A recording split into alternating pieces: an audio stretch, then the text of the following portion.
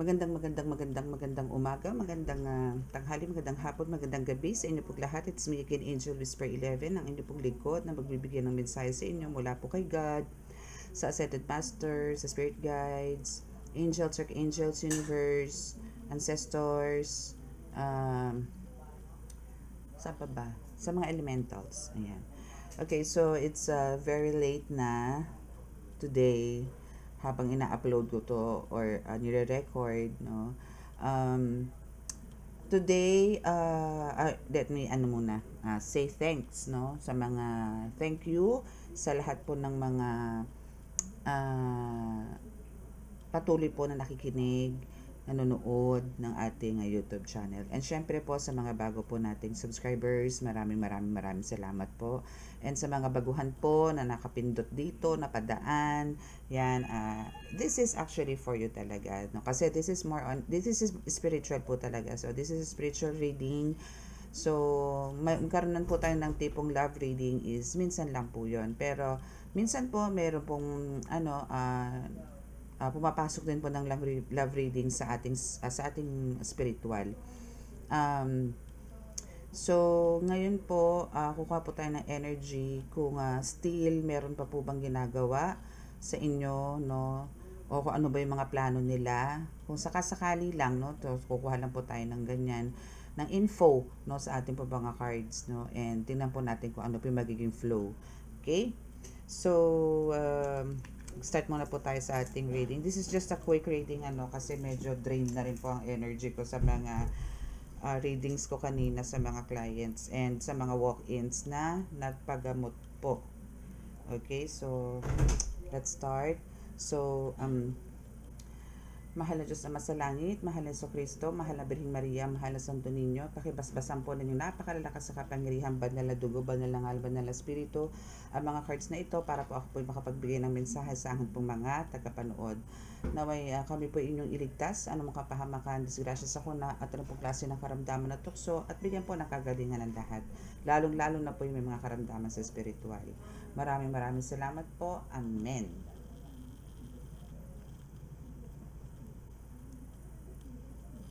Alam niyo yung tipong gusto ko man kayong bigyan ng mga readings every now and then. Especially po pag kami mga downloads po ako. Yung tipong pag kami downloads ako, buklat kagad ako ng baraha para lang po makapagbigay ako ng message. Kahit po very quick, no?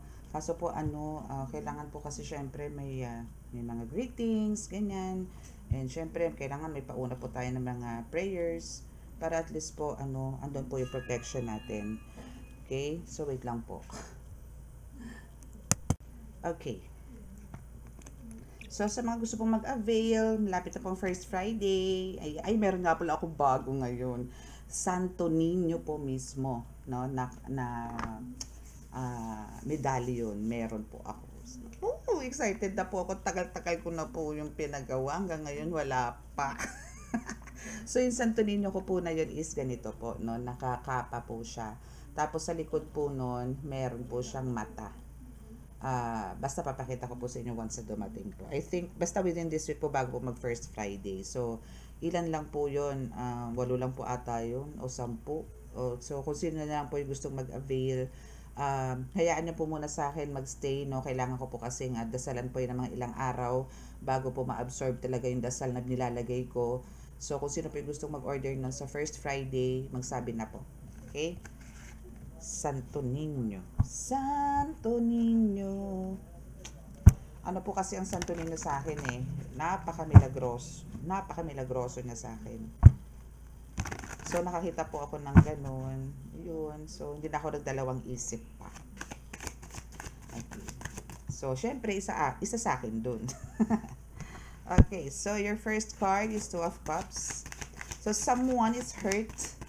No, someone is in pain. Somebody is in pain. No, maybe full of regrets to. Parang love reading tayo. Parang love reading ang bagsak natin. Okay. So, we have the 2 of Cups, the Tower, the Ace of Cups, and the Judgment. Yes. So, this is all about love reading. Okay, so what's up? No? So, we have the 2 of Cups. So, for some of you, no, especially po to sa babae, no, sa babae is buong tapang nyo pong tinalikuran na ang isang relasyon. And now, itong guy, ito pong person po ninyo is talagang in pain, full of regrets, full of, as in talagang asking himself, no? His self, no? Na ano bang meron? I mean, ano ba tong ginawa ko? Bakit ba ako ganito, no? Kahit siya is andito yung confusion na bakit niya to nagawa sa'yo, no? So now, nagkaroon na kayo ngayon ng parang, kung siguro sa inyo, parang, for some of you siguro hindi pa, meron na naghiwalay, no? Pero merong parang, papunta pa lang doon, no? Parang siguro nahihirapan kang mag-move on or parang ano ang ways para makawala ka talaga dito sa person mo na to. So may mga ganon, ano. So ito is sinasabi lang naman na parang ano siya ang dami mo nang naging problema kasi dito, pero andun yung talagang tinry mo talagang i-save hanggang last minute, no? Talagang sinave mo yung relationship mo with your person, with your partner, no? With your maybe husband or with your boyfriend, no? Live-in partner or what. So, nandito yung talagang nilaban mo naman eh. But etong person mo na to is parang siguro may happy-go-lucky or parang andito yung kampante siya na hindi mo siya iiwan. But all of a sudden isang araw, no, or may isang pangyayari na bigla ka na lang na fall out of love, no? Biglang ganon, no? Talaga nangyayari po 'yan. Nangyayari po 'yan yung biglaan. Bigla ka na lang magiging manhid, bigla ka na lang walang makikita, parang ganon. It's because of na rin sa mga nangyari. Hindi lang naman dun sa pangyari ng araw na yun, kundi syempre andun yung kaya lang din naman nararanasan po yung mga ganyang pangyayari is kasi patong-patong na eh.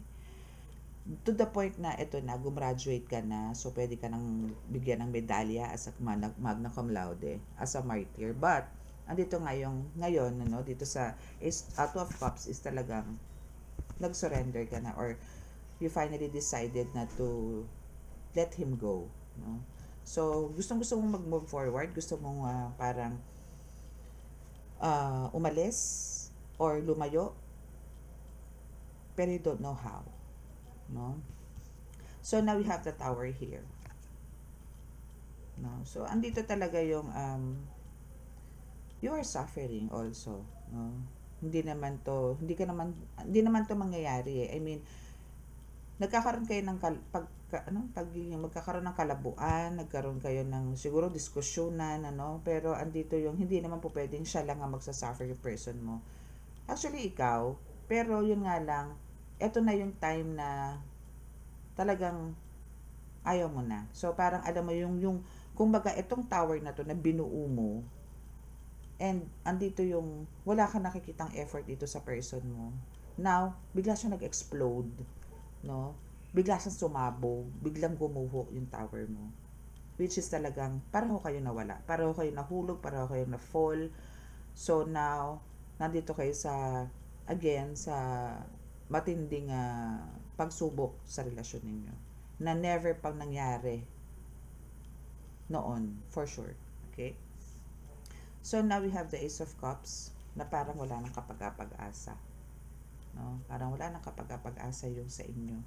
Parang it's the end, no? It's the end, no? Kumbaga andito yung kahit na ano pa ang lapit mo, nagawa mo na lahat ng mga sacrifices, lahat ng signs hingin mo na kay God, lahat ng tulong inilapit mo na, but walang nangyari. So parang lahat ng sacrifices mo biglang naglaho lahat that day. And pagising mo kinaumagahan, doon mo na-realize na it's empty. Wala na. Okay? So now we have the Judgment Day here. So yun na yun, no? Yung the day na nagising ka is doon ka na nagkaroon ng decision finally na enough is enough. Okay? So, condolence sa relasyon ninyo. Okay? So, now is we have the shadow.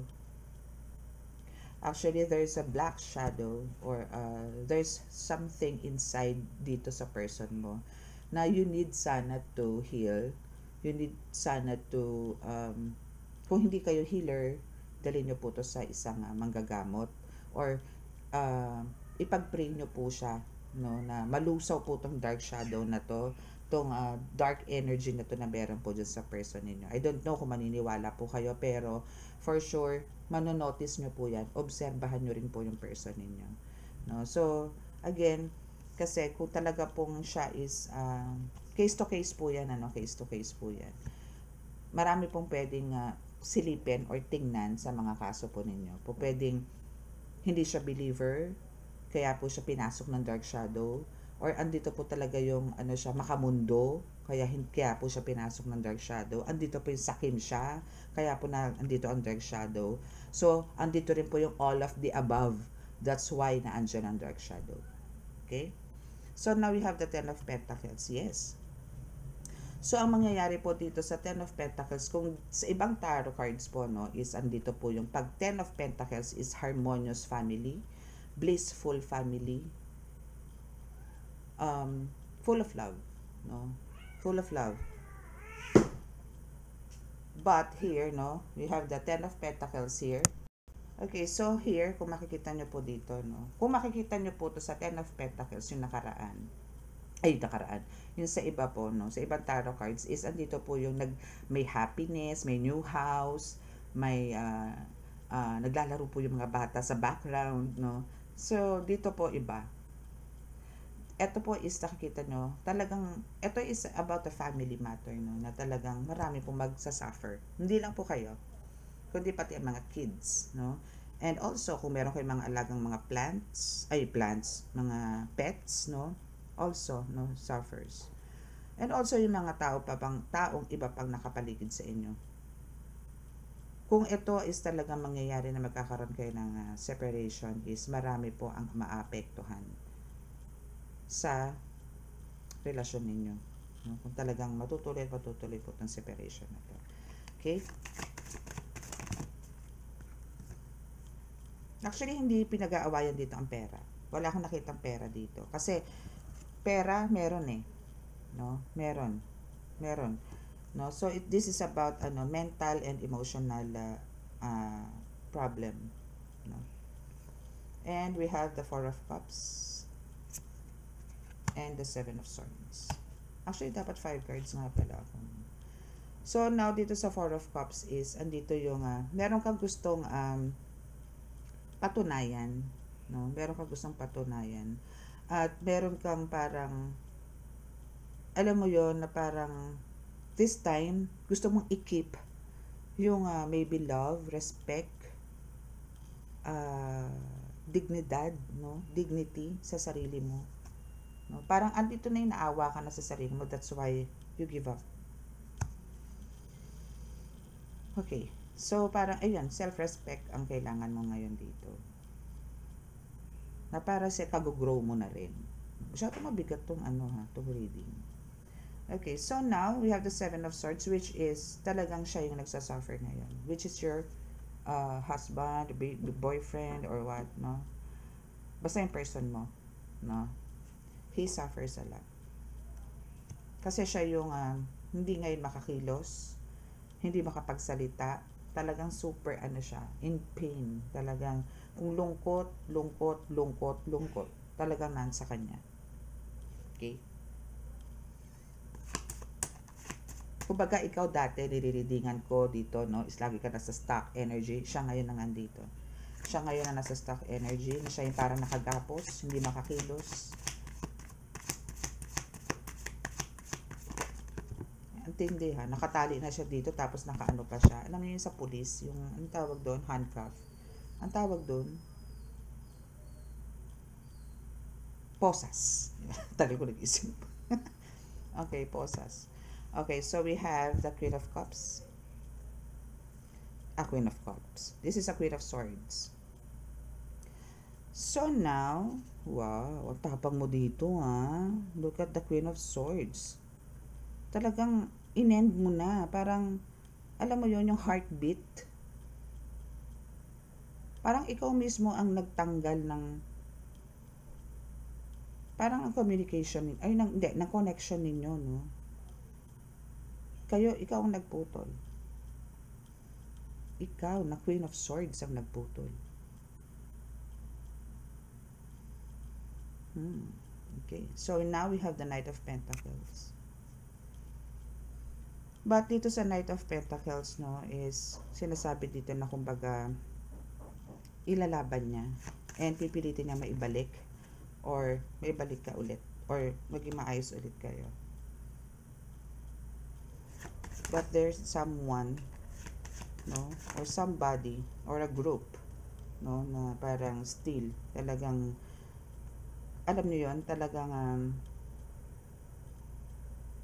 sinisira kayo eh.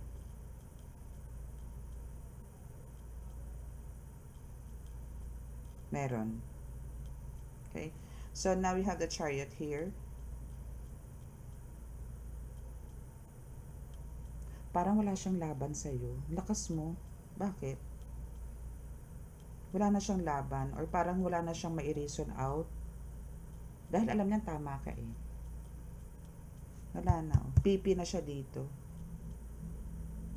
Parang ano mo yon, wala na siyang rights, no, to approach you, to say anything. Kasi alam niyang ikaw ang nasa punto. Ikaw ang nasa tama. Okay? Kaya talagang lahat ng lungkot meron siya ngayon. And deserve niya naman to. Kasi kung talagang ikaw is nandito sa point na ginawa mo na ang lahat, no, to save everything. Pero andito yung kulang. I mean, parang in-ignore niya or nag-take for granted siya. It's not your fault anymore. Okay, so last 4 cards. For the last 4 cards, please. So, laban lang. Laban lang talaga sa buhay. Now, we have the 4 of Swords. Swords ulit, ha? 4 of Swords ulit. So, at times, talagang parang, andito yung sinusubukan niya pa rin na, lumalaban kasi siya. I mean, lumalaban siya in a way na, andito yung siguro, naglalambing pa rin to sa'yo, trying to talk to you, ganyan. Pero, andito yung coldness. Para kang, ano na rito, tuod. No? Para ka ng tuod dito. And now dito sa Knight of Cups, kung kanina meron kang Knight of Pentacles, ngayon is meron kang Knight of Cups, no? So, andito yung sisiguraduhin niyang magiging maayos pa rin kayo. Sisiguraduhin niya na hindi kayo mapupunta doon sa gusto mong mangyari, no? Na makapaghiwalay kayo. And now, here's the King of Pentacles is magsisipag to. Magsisipag to and pipilitin niya na alam mo yun, na maging masaya ka. Maybe meron din kayo naging problema from the past about money. Naging issue. Hindi naman sa naging issue, pero parang kasama. No? Parang kasama sa mga problema ninyong dalawa. Ang dami. Wait lang. Last card, please.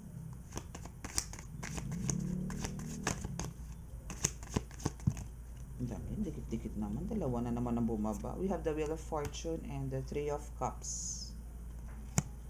Okay, so dito sa Wheel of Fortune, kumbaga, andito yung pagpupursigihin niya talaga. Yun lang ang masasabi ko, no, na kung ikaw is talagang well-decided na siguro sa inyo, iba hiwalay na, yung iba naman is nagpaplanong talagang makipaghiwalay or naandyan nga kayo sa isang bubong, pero ang treatment nyo sa isa't isa is very cold or parang ano na lang, alam nyo yun, pakiramdaman na lang kayong dalawa or parang siguro para na lang sa mga kids, ganyan.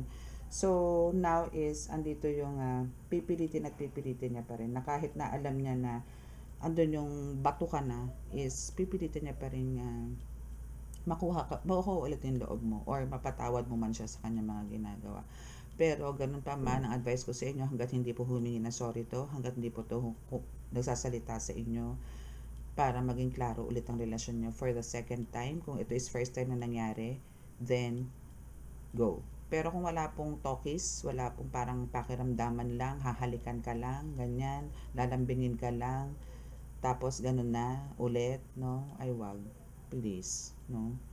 Especially kung kayo po talaga dito is talagang nag-suffer for the longest time, for how many years, no? Respect yourself, love yourself, you don't deserve it. Okay? So we have the Three of Cups. Okay. So since andito yung Three of Cups, na kahit na tipong ikaw is talagang super depressed, no? Ikaw mismo dito collective na nakakaranas nito, no? Andito yung talagang malungkot, no? Pero parang nakikita ko dito wala na rin panghihinayang eh. No, kasi ano ka na eh, immune. So now is nandito yung gusto mo na lang is mag-move forward and happy, which is a good yan, no? That's a positive attitude. No? So go lang. Go, go, go, go, go, go. Pero it's a very sad story na. Gusto ko man itong palawakin, ano, kaso antok na ako. So, yan. Pero at least nakuha naman natin yung punto. Minsan po kasi yata tayo pinapasok ng mga demonic entities, ng mga dark shadows, at andali po natin tabla ng mga black magic, no? It's because of tayo din na lang para nagwe-welcome. Ino-open po natin yung portal natin sa katawan para pasukin po tayo niyan. Kung wala po kayong Diyos sa katawan, wag na pa kayong magtaka kung bakit kayo pinapasok ng mga tanim na yan. Okay? Kaya nga po napaka-importante po yung maging madasalin kayo at humingi po kayo lagi ng kapatawaran. Araw-araw or sa oras-oras. Kung oras-oras po kayo nagkakasala, then say sorry, no? Forgive me God. Ganon. Para lagi kayo nalilinis, ganon. Ay, oh my God, what's that? Okay, so it's okay to feel what you need to feel. Oo, totoo yan. It's okay lang, no? I-ano mo yan, express mo yan, shout out mo yan. Ayun, dami. Ito kaya yung mga yan. Ito kaya yung mga kasagutan. Yes, still choose kindness. Okay? Cheer up, no?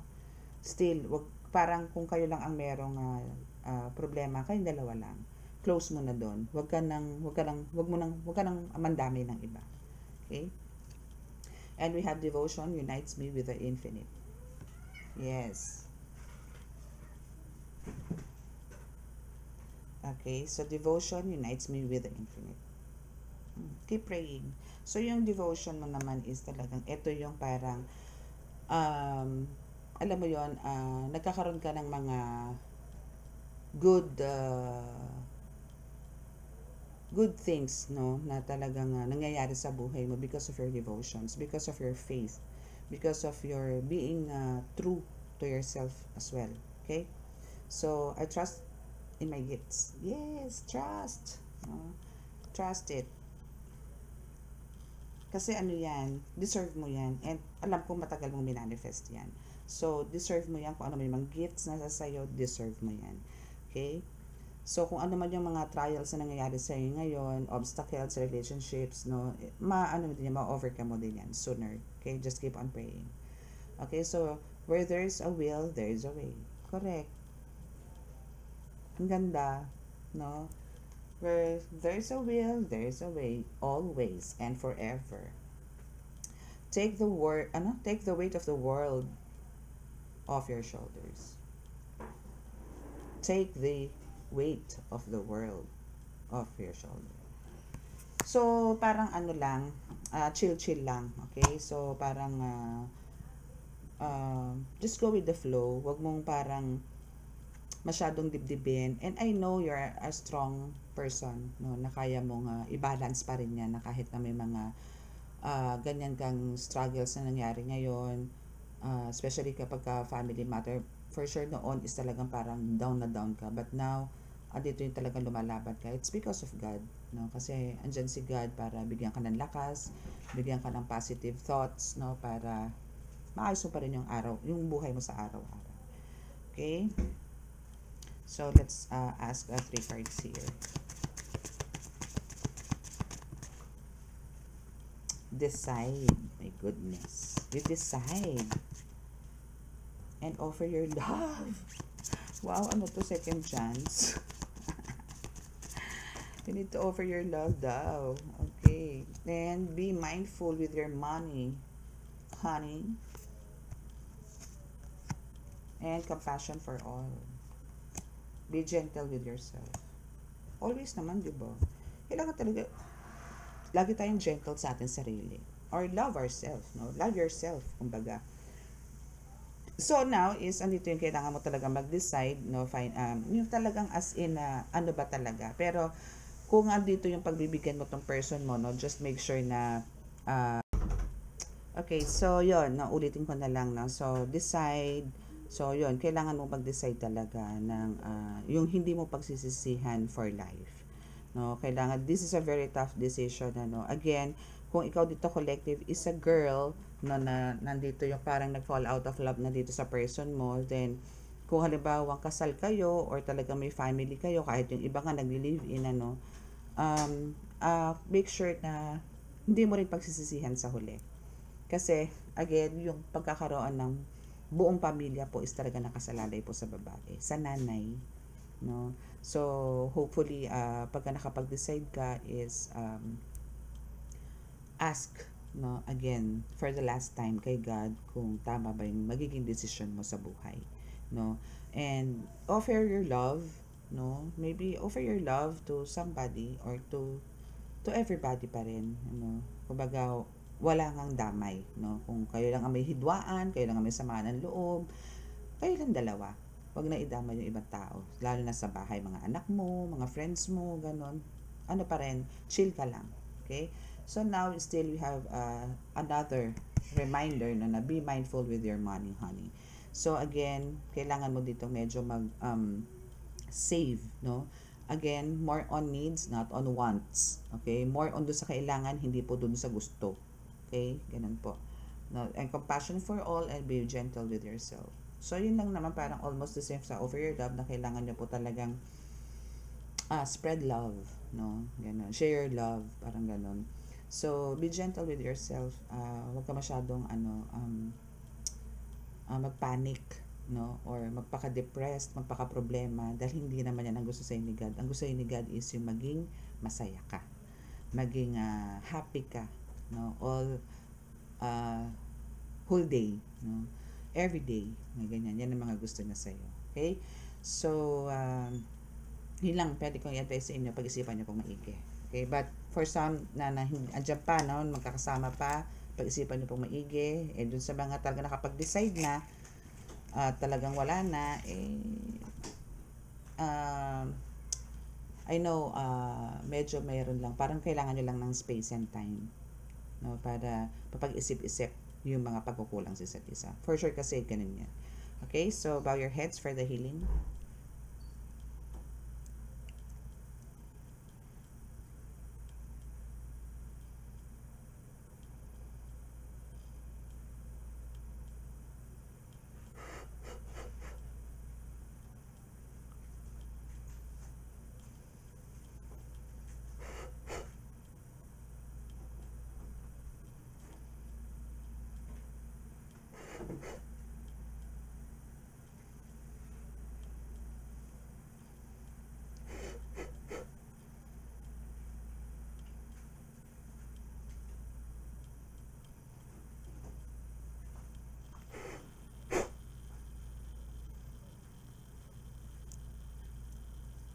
Okay, so maraming salamat po at sa mga naka-resonate at gusto po magpa-personal reading, magpabasa at magpagamot, nandiyan po sa description box ng aking contact details.